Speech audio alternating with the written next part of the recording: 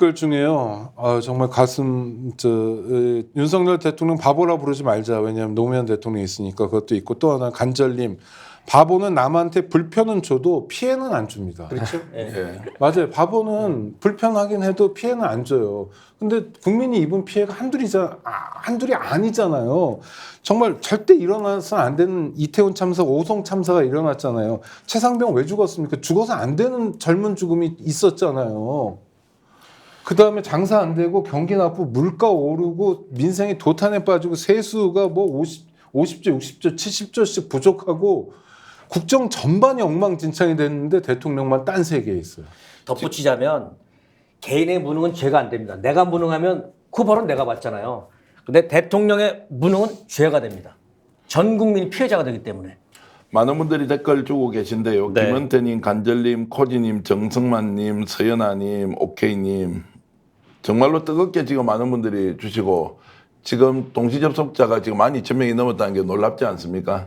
저희들이 정말로 적석해서 방송해서 우리가 제일 먼저 분석하고 국민들께 있는 진실을 판단할 수 있도록 정보를 제공하자고 했는데 대통령의 기자회견 내용이 정말로 너무 부족하고 말이 안 된다. 이러니까 기대가 아니라 실망을 오히려 정복시키는 것. 실망을 넘어서 분노입니다. 분노. 아마 오늘 이제 보수 언론이 어떻게 이제 분석하는지 한번 보십시오. 네. 할 필요 없는 기자회견해서 오히려 욕을 바가지로 들어먹는 국면인데 이게 이제 대통령의 레임덕을 가속화시킬 거고 대통령이 실질적으로 국정 운영하는데 에너지를 확보하는 것이 아니라 쓸데없는 변명에서 총선 이후에 바뀐 게 하나도 없다라고 아예 쐐기를 박아버리고 어떤 경우에도 김건희 여사까지는 누구든 침범할 수 없는 성역이다라는 것을 가이드라인으로 이제 제시했습니다. 그러면 제가 대통령실 참모들한테 묻고 싶죠. 오늘 기자회견도 짧게 봤지만 우리가 먼저 풀버전을 보고 이렇게 방송한 게 아니니까. 내부에서 체계적으로 준비한 기자회견이 아니에요. 네. 내부에서 체계적으로 준비했다면 이 질문을 이렇게 대답해야 그래도 결국에는 우리가 원하는 목적을 달성하지만 국민들 마음은 좀 풀어줘야 될 거 아닙니까? 네. 전혀 그런 부분에서 대통령에게 국민적인 일종의 바람을 담아서 전달해 준 사람이 없습니다. 이게 굉장히 중요하고 아마 대통령실에서 지금 이것을 주도했던 사람들이 뼈저리게 느끼고 있거나 아니면 나의 일이 아니니까 대통령이 알아서 하겠지라고 했던 게 하나, 내부에서 체계적으로 준비가 되지 않았다는 거 하나 지적하고요. 두 번째는 전체적인 맥락을 보면 도저히 건드릴 수 없는 성역이 정말 콘크리트 장벽처럼 높여 있는 높은 벽이 하나 있습니다. 김건희 여사와 관련된 거예요. 이 부분은 아예 내부에서 논의를 할 흔적 또는 논의를 했다는 거를 느낌으로도 윤석열 대통령의 발언에서 안 되는 거예요. 이 문제는 드러내는 순간 바로 누군가로부터 공격을 받거나 그 내부에서 참모들이 살아남지 못하는 상황이 있을 수 있다. 그래서 제가 듣고 있는 이야기는 용산은 두 줄의 권력의 축이 있다. 한 축은 국정 운영을 책임지고 있는 윤석열 대통령의 축과 다른 한 축은 보이지 않지만 뒤에서 뭔가 작동하고 있는 김건희 여사의 축이 있다. 이것은 경쟁관계든 협력관계든 우리가 알 수 없지만 확실하게 영향을 미치는 것은 분명하다. 그것이 박영선, 양정철 건대 터졌고 이번에 함성덕 교수와 임혁백 교수 간의 영수회담 사전 뒷거래와 관련된 것도 터졌고 거기에 대해서 시인도 부인도 하지 않고 실체적 진실이 뭐냐고 했을 때 그 보이지 않는 한 축이 뭔지를 누구도 이야기하지 않고 있어요. 추측만 하고 있죠. 그런 상황이 이번 기자회견에도 그대로 담겨 있는데 그 나머지 한 축은 김건희 여사 문제와 관련해서는 절대로 건드려서는 되지 않는다라고 명확하게 쐐기를 박은 기자회견이기 때문에 결론 이렇습니다. 욕들을 먹을 각오하고 원래 기자회견 하기로 했으니 할 뿐이다. 어떤 욕이 들어오더라도 할 수 없다.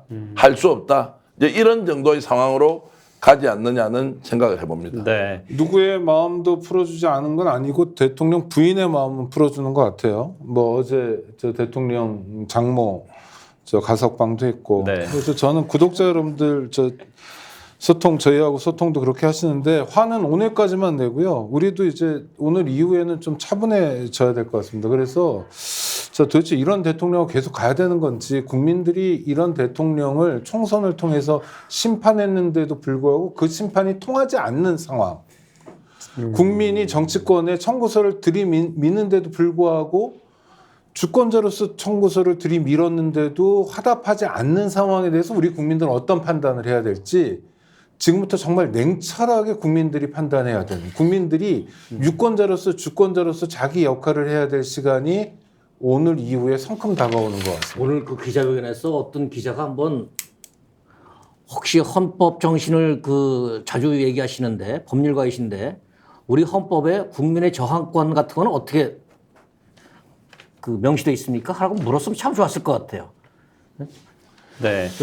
오늘 우리 시청자분들도 보셨겠고 공감도 하셨을 텐데 이 지금 대통령실 안의 분위기도 그렇고요. 또 보수 쪽의 분위기도 그렇고 서로 간에 굉장히 불통과 마찰 갈등이 굉장히 보여진다라는 게 분명하다 생각이 드는데 여기서도 다시 검찰의 민낯도 보여졌다라고 생각이 드는 부분도 있어요.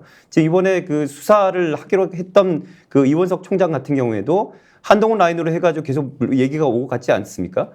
그 한동훈 관련해서 최근에 또 지금 어떤 얘기들이 계속 나오고 있습니다. 그 얘기 살짝 해주면 좋을 것 같습니다. 네. 저는 국정 운영의 중심에 지금 윤석열 대통령이 있다고 보지 않습니다. 네. 지금 용산이 움직이는 원리는 김건희 여사를 중심으로 움직인다라고 우리가 불편하지만 솔직히 이야기해야 한다.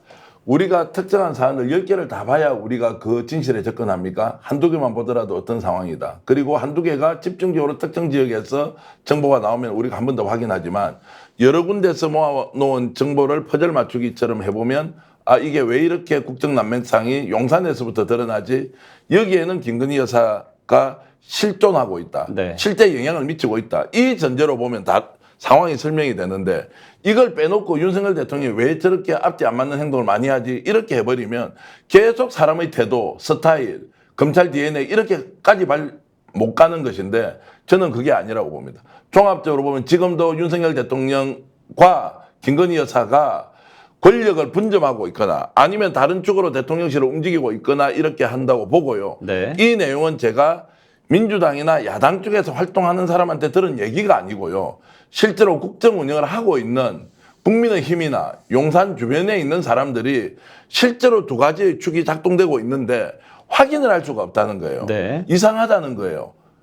자, 이런 부분이 지금 보수 언론이든 아니면 국민의힘 보수 정당이든 윤석열 대통령이 남아있는 3년 동안 어떻게 국정 운영을 하든지 간에 이 문제를 정말 거론하지 않고 대충 덮어주면서 윤석열 대통령한테 잘했습니다. 잘했습니다. 오늘도 옳습니다. 그렇게 말할 수 있죠라고 하면서 갈 수 있느냐는 거예요. 김건희 여사는 국민들로부터 선택받은 사람이 아니에요.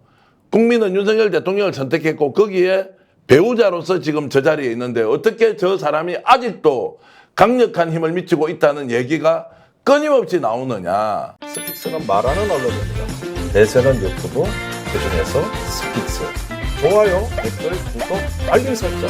여러분이 저희를 사랑해 주시고 우리가 여러분을 사랑하는 4가지 방법입니다.